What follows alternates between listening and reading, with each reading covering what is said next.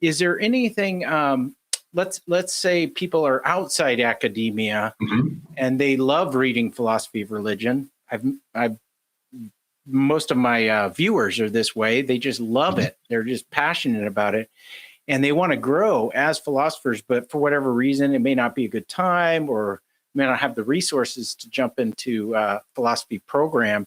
What would you recommend for them in terms of studying philosophy of religion, and sort of tips, hacks, anything that comes to mind that they could do that would sort of move them along or expedite their growth as a Christian philosopher?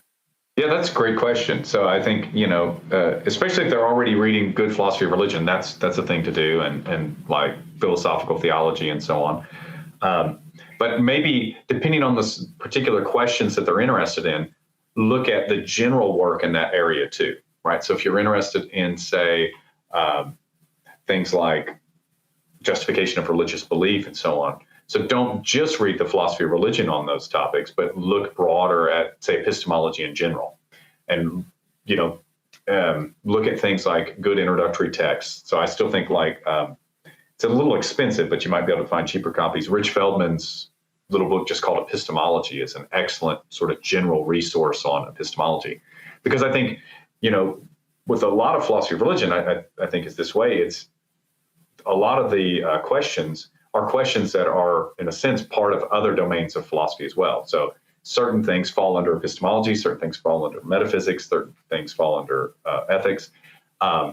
And having a kind of a deeper and broader sort of background in that area, I think can really help someone improve as a Christian philosopher, because it'll help them in getting a deeper understanding of some of the issues and then bringing those to bear. I think that's what some of the best Christian philosophers have done. So I think people like Flanagan, Swinburne, and others have done that very thing. And, they're really sharp on a number of areas of philosophy, and then they bring it to bear on particular issues in philosophy of religion. So that would be that big advice would be for the areas that you're particularly interested in. Focus on, of course, the philosophy of religion in that area, but then expand and look at, what's going on in the general discipline itself.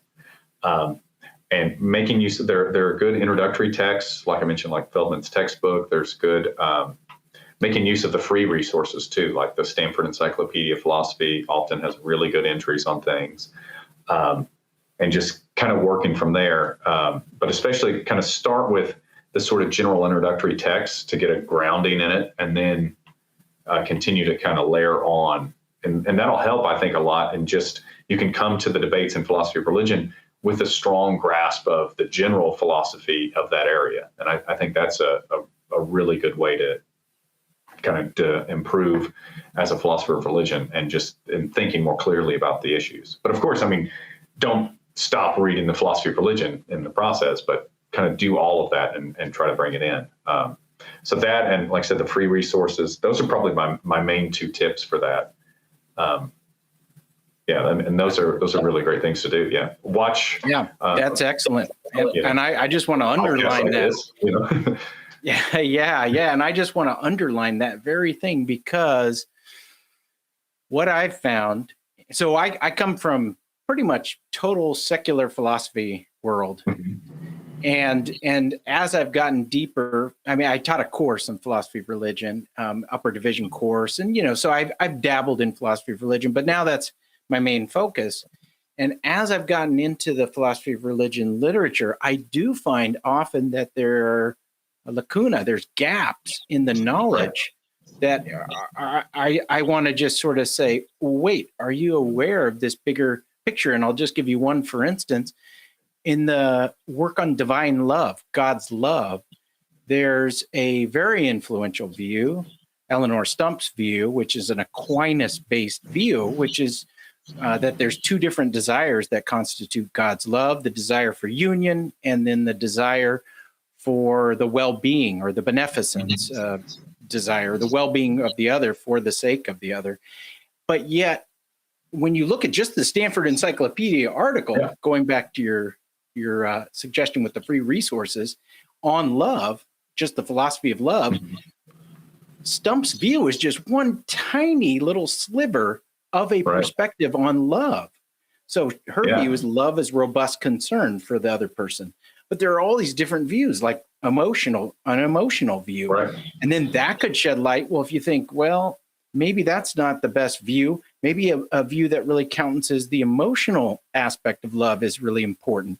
Then that might feed back into your philosophy of religion such that, well, maybe God's not impassible.